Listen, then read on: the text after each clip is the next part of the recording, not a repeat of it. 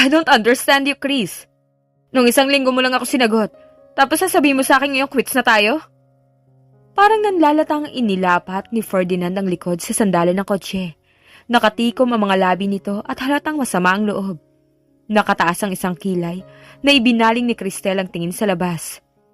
You heard me right, Ferdinand? I want to call it quits. For Pete's sake, Chris. Wala man lang ba akong karapatang malaman kung anong dahilan mo? I don't think na nabigla ka lang, kaya sinagot mo ako. Halos 1 taon kitang niligawan. At wala akong matanda ang ginawang mali sa loob ng 1 linggo na mag-on tayo. That's the reason, Ferdinand. Matabang na sabi niya. I find you boring. So predictable. What? Gulat na tanong nitong nagpaahon mula sa sinasandalan. Magkahalo ang sama ng loob at galit sa boses. What do you expect from me, Chris? Ang maging agresibo kagaya ng mga nagdaang lalaki sa buhay mo? Isang maring sampal ang idinapo ni Cristel sa pisngi ni Ferdinand. Hinaplos yun ng lalaki at saka napalitan ng panlalamig ang galit sa mga mata. Hindi lang 1 o 2 sa business associates ko ang naging boyfriend mo, Chris. Unfortunately, they were all kiss and tell. Kilala na kita base sa mga kwento nila. Pero mas gusto kong paniwalaan kung sino ka ngang talaga base sa pagkakakilala ko mismo sa iyo. I'm just being a gentleman, Cristel. Dahil mahal kita. At ayokong gawin sa iyo ang isang bagay na dapat mag-asawa lang ang gumagawa. Sigurado ako mahal kita, Chris. Pero hindi tayo sigurado kung ano magiging bukas. Ayoko magkahiwalay tayo na nagrabyado kita. How noble of you! Patuyapang sabi ni Cristel, pero nagngingit-ngit ang loob sa sobrang galit. Gusto niyang isumpa ang mga lalaking binigyan niya ng pagkakataong mahalin siya. Let's work this out, Chris. Kalimutan natin nag-usap tayo ngayon. Inabot ni Ferdinand ang isa niyang kamay at dinala sa mga labi nito. I want to go home. Ihatid mo na ako. Walang emosyong sabi niya. Ini-start na ni Ferdinand ang makina ng kotse at lumabas na sila sa parking level ng mall na yon. Doon sila nagtuloy pagkatapos ng emergency meeting nila. Doon na rin sila kumain at nanood ng sine. Hindi niya inakalang bigla na lang sasabihin ni Cristel na ayaw na nito sa relasyon nila. At mahirap talaga para sa kanyang intindihin yun. Cristel, hindi niya gustong magmakaawa pero ganun na nga mismo ang pinapahiwatig ng kanyang tono. I'm sorry. Malamig na sabi ng dalaga. Bumaba na ito ng kotse pagkatapos siyang pukulin ng walang emosyong tingin at diretso nang lumapit sa gate ng Vera Mansion. Mahigit sa 20 ang townhouses ng Vera Mansion at isa na roon ang unit ni Cristel. Napailing na lang siya habang palapit sa pinto ang kanyang unit. She was sorry, really sorry. Tama si Ferdinand sa panunumbat na 1 taon siyang niligawan ng binata. Baliwala rito kung makita man siyang iba-iba ang naging boyfriend nito. Patuloy pa rin ito sa pagbibigay sa kanya ng kung ano-ano. Pagkalipas ng 2 buwan, naging puspusan ang panliligaw ni Ferdinand sa kanya. Alam niyang sincere naman ang binata. May palagay rin si Cristel na ito na ang maaaring magpabago sa kanyang mga plano. Pero 1 linggo pa lang, bigla siyang nagsawa sa binata. Nang buksan ang pinto, hindi na niya inabalang sariling buksan ang ilaw. Dumiretso na agad siya sa master's bedroom. Maliwanag ang mga ilaw ng streetlights na nakaka-penetrate sa kwarto ni Cristel. Hindi na rin kailangan buksan pa ang lampshade. Kapag ganong pagod, hinahanap agad ng katawan niya ang pahinga. Kahit ang pagbubukas ng mga ilaw, kinatatamaran na niya. Binuksan ni Cristel ang closet. Pakapa siyang kumuha ng damit pantulog. Pagkatapos, nagtuloy na siya sa banyo. Saka pa lang niya naisip ang importansya ng ilaw. Habang pinupuno ng tubig ang tub, naghubad siya. Pinahira niya ng cold cream ang muka at ilang sandali pa, natanggal na ang make-up na maghapong nagpapabigat sa kanyang muka. Napailing si Cristel. Pagod na pagod siya pero para sa kanya, isang mortal sin sa sarili na matulog ng hindi kompleto ang night rituals. Kahit makalimutan na niyang maghapunan, wag lang ang night rituals sa katawan. Nagsipili si Cristel. Nakatitig pa siya sa harap ng salamin habang tinitingnan ang mga bula sa kanyang bibig. Very particular siya sa kalinisan at walang pakialam kahit nasabihin ng iba na mas maraming namamatay sa sobrang linis. Gumamit pa siya ng mouthwash. Pagkatapos nilagyan pa niya ng bath salts ang bathtub na nangangalahati pa lang sa tubig. Pinatay na ni Crystal ang gripo. Madalas nakakatulog siya habang nakababad sa tub, kaya hindi niya yun masyadong pinupuno. Inihilig niya ang ulo sa headrest ng tub, pumikit at nagsimulang mag-relax. The warm water was soothing. Nakadagdag pa roon ang scent ng inihalo niya sa tubig. Ganun palagi ang kanyang routine. Maliban na lang kung hindi panatag ang kanyang isip. Ferdinand, alam ni Crystal na nasaktan niya ang binata. Pero maliban sa magsabi ng sorry, wala na siyang magagawa pa. Sincere naman siya sa pagsasorry, pero hindi naman siya guilty. At kagaya ng rason sa mga nauna niyang boyfriend na hindi naman nagtagal, she was just being true to herself. And she was trying to be fair to both parties. Hindi na niya pinatatagal pa ang isang relasyon kapag ganun. Walang lalaking nakarelasyon si Crystal ang pwedeng mag-akusa sa kanya na ginamit lang niya ang mga ito. Mayroon naman siyang may pagmamalaki. Marketing manager siya ng isang kumpanya ng health drink. At nakarating siya sa pwestong yun na walang ibang taong ginamit o tinapakan. Si Perry ang una niyang naging boyfriend. Na-in-love siya ng todo rito. At baliwala sa kanya kahit hindi ma-maintain ng binata ang pagiging top sa dance list. Pero ipinagpalit lang din siya ni Perry sa isang miyembro ng varsity team. Nagkasunod-sunod na ang boyfriend ni Crystal. Ayaw sana niya noong una pero nakukulitan na siya. Dinudumog siya ng mga lalaki at matitiyaga sa panliligaw sa kanya. Ang iba, talagang pinipilit siyang makipagrelasyon. Sumigi naman si Crystal. Sa huli, ang mga lalaki rin ang nakaka-realize na wala namang pupuntahan ng relasyon dahil walang effort na nanggagaling sa kanya. Nakasanayan na niyang sinasagot na lang ang manliligaw kapag nakulitan siya. Kapag inayawan siya, ipinagkikibit balikat lang niya. Pero may mga kaso na katulad ng kay Ferdinand. Ang mga ito ang humahabol kapag si Crystal naman ang naka-realize na ayaw na niya. Napahugot siya ng malalim na hininga. Marami ang natutuwa pero marami rin ang naiinggit. Kasama na roon ang mga senior sa kanya na naungusan niya pagdating sa promotion. At dahil walang maibuta sa work performance niya, tinitira siya ng pailalim.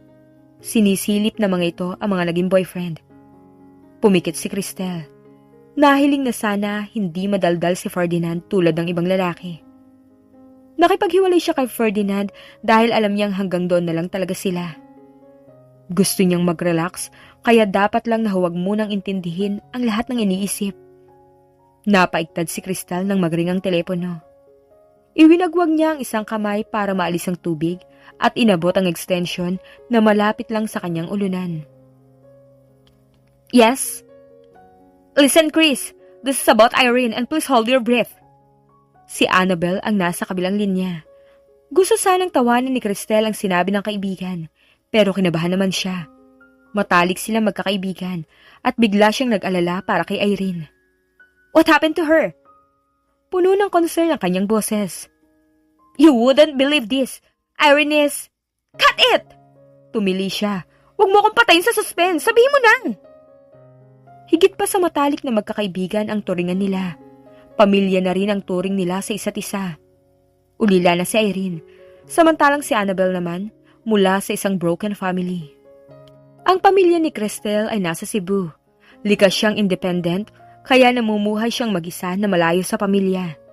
At mahigpit ang bonding nilang tatlong magkakaibigan, kaya ganun na lang ang pag-aalala niya. She's getting married! Diretsyong sagot naman ni Annabel. What? Nanatiling nakabuka ang mga labi ni Crystal. Kung medyo nakalubog pa siya sa tubig, hindi malayong kumain siya ng bula sa laki ng pagkakaawang ng kanyang bibig. Isang mataginting na tawa mula sa kabilang linya ang narinig niya. Sinasabi ko na nga ba, siya kano? Well, pareho lang tayo. Bigyan natin siya ng party. 4 days from now na ang kasal niya. Annabel, sigurado ka ba? Si Irene. Magpapakasal na si Irene? Sa kanilang tatlo, si Irene ang pinaka-cynical sa idea ng pag-aasawa, kaya ganun na lang ang pagkabigla ni Crystal. Magpapakasal na ang kaibigan natin. She's in love. That's what she claims. At bilang mga dakila niyang kaibigan, dapat bigyan natin siya ng bridal shower. Natakip niya ang noo. Okay. Tanggap ko na kahit medyo malabo pa rin. Ako nang bahala. Regalo mo na lang sa kanyang intindihin mo. The very same Crystal. sabi ni Annabelle na pumalatak. So kailan? Sandali siyang nag-isip. Hindi ako pwede tomorrow night. Kontakin mo si Irene. Ask her kung pwede siya the day after tomorrow. Bakit hindi pa ikaw gumawa? Bakit? Ako ba ang una niyang sinabihan? Nagtampo ka pa? At humagikik pa si Annabelle. Okay, I got it. Loaded ka na naman. Kung sa boyfriend o sa kliyente, hindi ko alam. Sa kliyente, gaga. Wala na kami ni Ferdy. Maikling buntong hininga ang sinagot ni Annabelle. Kahit hindi nakikita, alam na ni Cristel ang naging ekspresyon ng mukha ng kaibigan. Nakataas ang dalawang kilay at matatalo pa ang bigote ni Marcelo del Pilar sa pagkakaarko. What's new? It's getting late. Good night. Good night. At umahon na rin si Cristel mula sa bathtub. Kahit shock sa bigla ang pag-aasawa ni Irene, wala namang masabi si Cristel nang makilala nila ang fiancé ng kaibigan. Kael Almonte was a man of something, or probably everything. Hindi man ganap na kilala, ramdam naman niyang mabuti itong tao. Take this! Mabuway na tumayo si Cristel. Siya ang pinakamaraming nainom sa bridal shower na yon. At nang nasa kainitan na, siya rin ang nagpasimunong ipatawag si Kael na ayon sa binata ay nasa kabilang hotel lang para naman sa stag party nito. Inabutan niya ng alak si Kael. Game na ininom naman yun ng binata. How's the stag party? Pinauwi mo na ba ang babae? Matabil na tanong ni Cristel. Walang babae. Si Irene lang ang babae para sa akin. Kael sounded sincere. Umugong ang pangangansyaw ng dalawa ni Annabelle. Patunayan mo nga, hamon ni Annabelle. Yun lang pala eh. Anong klaseng patunay ba ang gusto nyo? Pakakasalan ko naman tong love ko ah. Alam na namin yan. Come on, Kael. Matanda ka na. You know what we mean. Pahingi pa, pampalakas ng loob. Pinandilatan siya ni Irene pero parang walang nakita si Cristel. Mas marami kaysa dati pero pareho lang ang resulta ng inuming yun. Pipikit ako. Bata pa ako para dyan. Gaga. Marami ka nang alam, no? Game na ba? Naiinip na sabi ni Kael. Siniko naman ito ni Irene. Dito ako. I want a perfect view. Pwede na ba akong dumilat? Alright, game. Naglapat ang mga labi ni Irene at Kael. Ilang sandali pa parang bigla na lang naging sarili ng mga ito ang mundo. Parang walang ibang tao sa harap. Parang ayaw nang maghiwalay. Nangunot ang noo ni Cristel. Hindi niya gusto nakikita. Hindi dahil naiinggit siya, kundi pakiramdam niya naaalarma siya. Walang dudang mahal ni Irene at Kael ang isa't isa. At parang hindi makapaniwala si Cristel. Sa kanilang tatlong magkakaibigan, siya ang hindi nawawalan ng boyfriend. At pakiramdam niya, napaka-unfair na si Irene ang nakakaranas ng bagay na dapat siyang makaranas. Dahil mas maraming lalaki na ang kanyang sinagot. Why is this happening? Nalilitong tanong niya sa isip. Parang tumatagos ang tingin ni Cristel kina Kael at Irene. Nananatiling magkahugpong ang mga labi. Let's go, Chris. Hindi na tayo papansin ng mga yan. Ikaw kasi. Yeah, pakiabot ang bag ko. Tinungo na nila ang pinto. 2 hakbang na lang at makakalabas na sila nang parang matauhan sina Kael at Irene. Nilingon ni Cristel ang dalawa. Nagkatinginan sila ni Irene. Mauna na kami, sabi niya. Bahala na sa'yo si Kael. Don't mind the bill. I settled that already. Darating kami sa kasal. Don't worry, sabi naman ni Annabelle na nasa labas na ng pinto. Solo ni na Cristel at Annabelle ang elevator. Sumandal doon si Cristel at nang pumikit, naramdaman niyang gusto nang bumigay ng kanyang mga tuhod. Cristel! Tawag ni Annabelle. Nasaan ang susi ng kotse? Tanong ni Annabelle, pero inuumpisahan na ring halughugin ang kanyang bag. Kapag may lakad silang tatlo, karaniwan ang hindi nagdadala ng sariling sasakyan si Annabelle. Siya ang pinakamalakas uminom sa kanilang tatlo at hindi na bagong umuwi siyang lasing na lasing. Sa backseat na siya isinakay ni Annabelle at maayos na inihiga roon. Nang umandar ng kotse, pakiramdam ni Cristel, ipinaghehele siya. Unti-unti siyang napapikit hanggang sa wala na siyang namalayan pa. Naiiling na sinulyapan ni Annabelle si Cristel.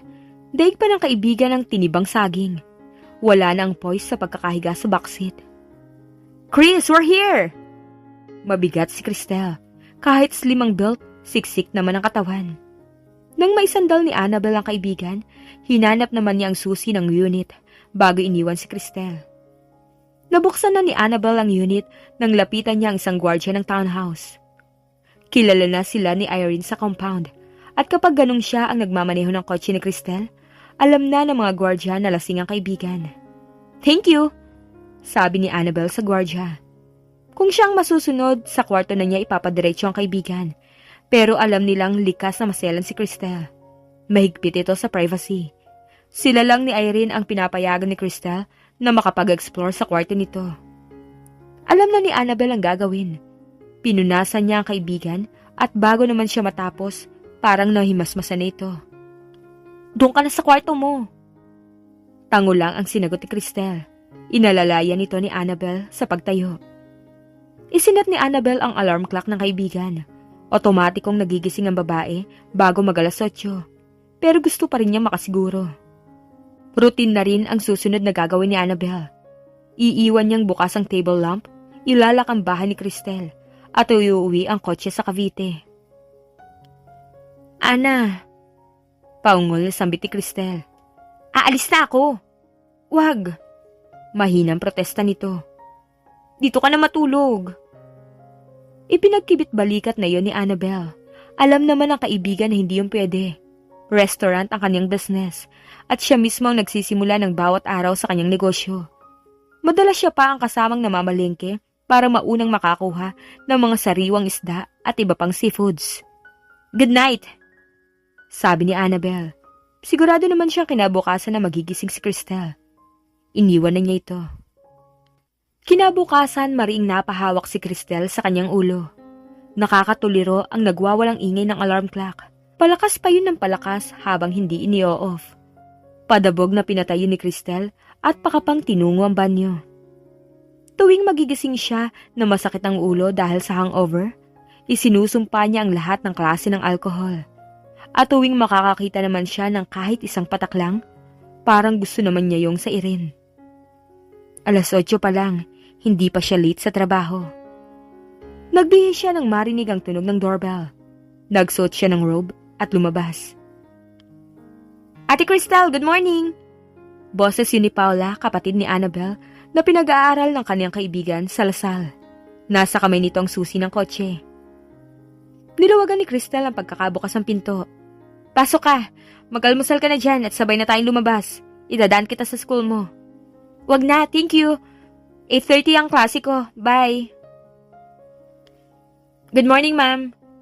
Halos sabay-sabay na bati kay Cristel ng kanyang subordinates. Sinuklian niya mga ito ng matamis na ngiti.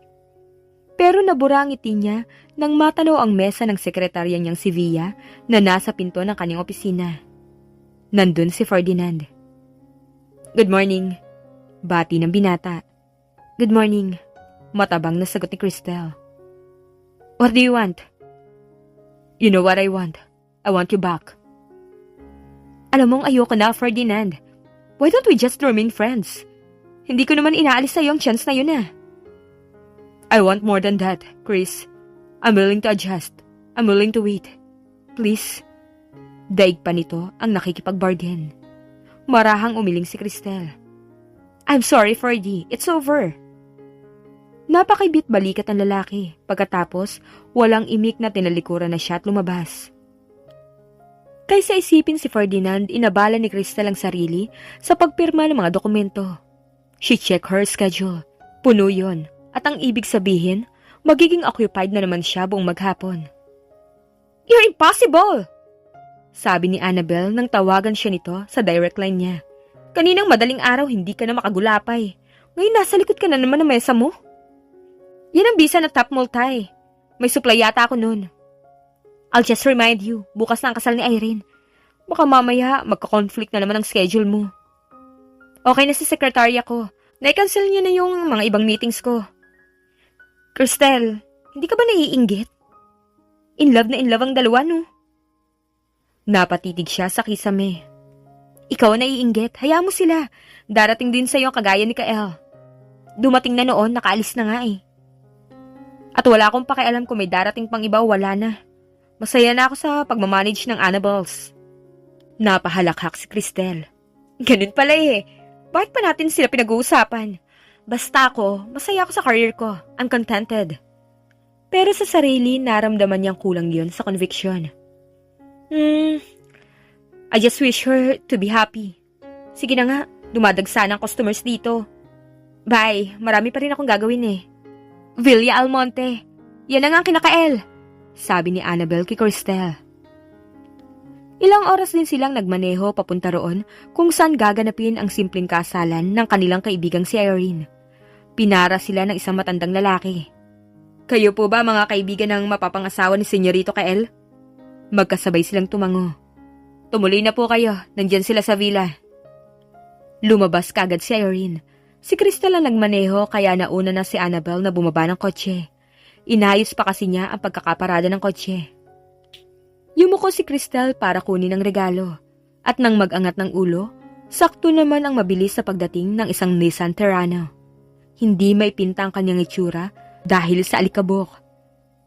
Naningkit pa rin ang mga mata niya nang pumasok sa villa. At kung sino man ang sakay ng Nissan Terrano, wala siyang pakialam. Postura pa rin siyang pumasok sa villa. Halika na at nang may kasal na agad ang dalawa. Si Judge Horacio Abesamis ang bumaba mula sa passenger seat. Hawak nito ang attache case at toga.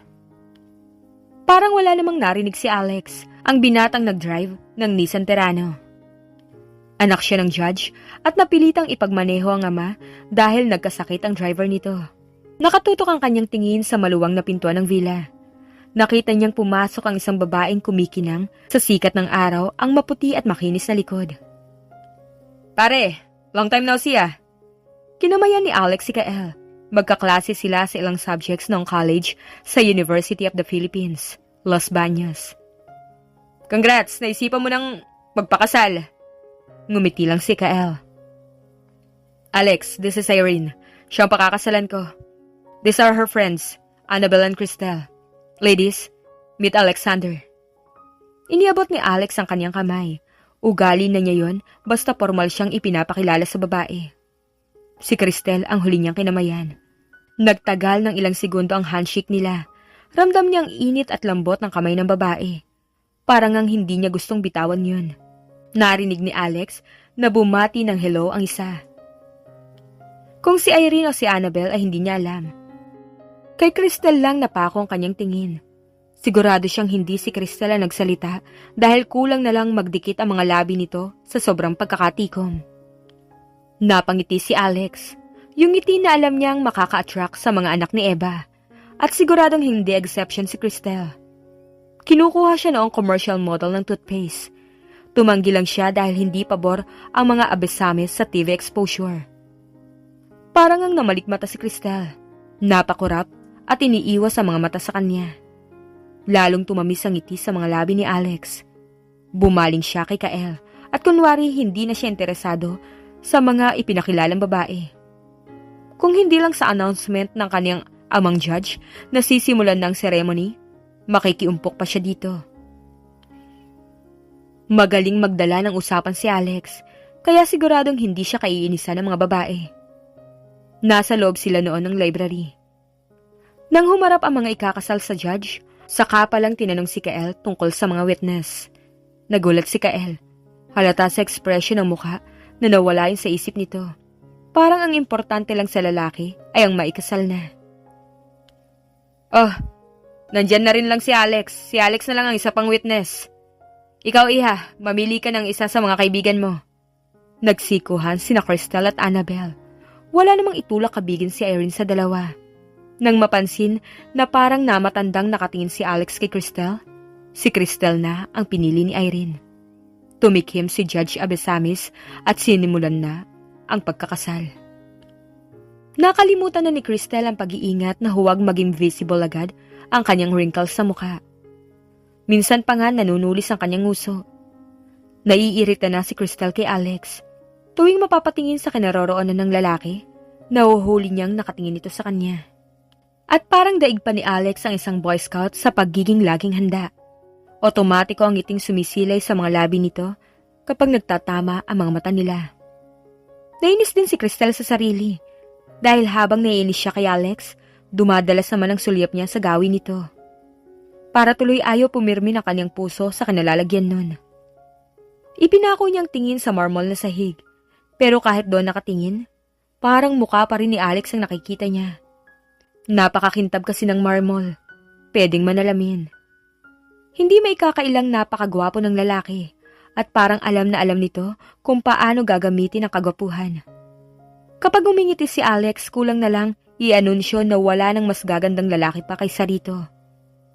Hindi alam ni Crystal kung bakit siya naiinis. Siguro dahil sa pagmamaneho ni Alex nang dumating ito at dahil sa alikabok. Lalo na kapag ang suot niyang blouse sa harap lang ang natatakpan at puro strings na sa likod. Wala namang mali sa kanyang suot. Mismo ngang ang mga ikakasal, casual lang din ang suot. Ang mama lang ni Kael ang nakakontodo postura. Pero naibulong na sa kanila ni Irene na ganun talaga ang ginang. She tapped her leather boots on the floor. Hindi nag-aangat ng tingin si Cristel. Tumingin siya sa tapat ng sapatos ni Alex. He was wearing an expensive loafers. Pamilyar sa kanyang ganung style. Nanlaki ang kanyang mga mata nang kindatan siya ni Alex. Nag-angat ng tingin si Cristel. Itinuon niya ang mga mata sa mga kinakasal. Pero hindi rin nagtagal. Kael and Irene seemed gone to a certain dimension at hindi sila isinama ng dalawa. Nagulat si Cristel nang sikuhin siya ni Annabel. Pipirma ka na. Akala niya siya lang. Lumapit din si Alex sama nito at nagkiskisan pa ang kanilang mga siko. Nang matapos ang pagpirma, bumalik na si Cristel sa tabi ni Annabel. Tapos na rin ang kasal. Ang kiss the bride tradition na lang ang hindi pa nagagawa. At si Alex, hindi na umalis sa tabi ng judge. Ang binata mismo ang nanunukso sa mga bagong kasal. Kael kiss Irene. Hindi na tumingin si Cristel dahil alam naman niya kung ano makikita. Lumapit si Annabel, nakipagkamay kay Kael at niyakap si Irene. Nagpahuli si Cristel. Pupunta na sila sa komedor. Nasa hulihan siya. Hindi niya alam na mas nahuhuli sa kanya si Alex. Magkumari ba dapat ang tawag sa atin? Parang inaanak natin ang dalawa. Tanong nito. Tumaas ang isang kilay ni Cristel. We're witnesses. Hindi naman tayo nagninong at nagninang. Hindi ba pareho lang yun? Hindi ko gusto maging ninang ni Irene. Dapat nga kami ang maid of honor. Kung hindi naging ganito kasimple ang kasalan. Would you like a grand wedding for yourself? Normal lang naman kahit kaninong babae na mangarap ng grandeng kasalan. Tumango lang si Alex. Nagpaumanhin si Judge Abesamis na hindi nasasalo sa tanghalian. Kinausap naman ni Alex ng sarili na ng ama. Malapit lang siguro ang tinawagan. Maya-maya lang dumating na ang sasakyan na susundo sa judge. Nagpaiwan si Alex at nakasalo pa ito ni Cristel sa pagkain. Hindi tayo dapat magtagal dito, Cristel. Makakaabala tayo sa mga bagong kasal, sabi ni Annabel. Pero hindi lang yun ang nahalata ng kaibigan.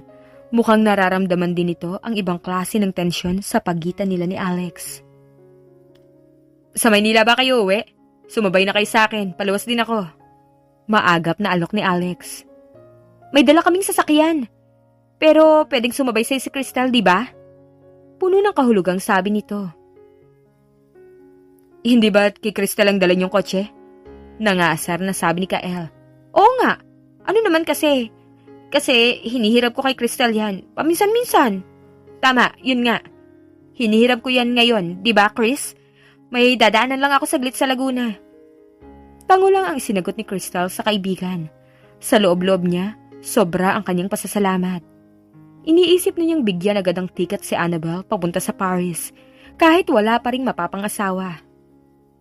Ma'am, binalingan ni Annabel ang mama ni Kael. We're leaving after lunch. Sana hindi niyo masamain. Busy people. Komento naman ng ginang. I won't mind, don't worry. But please, come back. Palagi kayong welcome dito ha.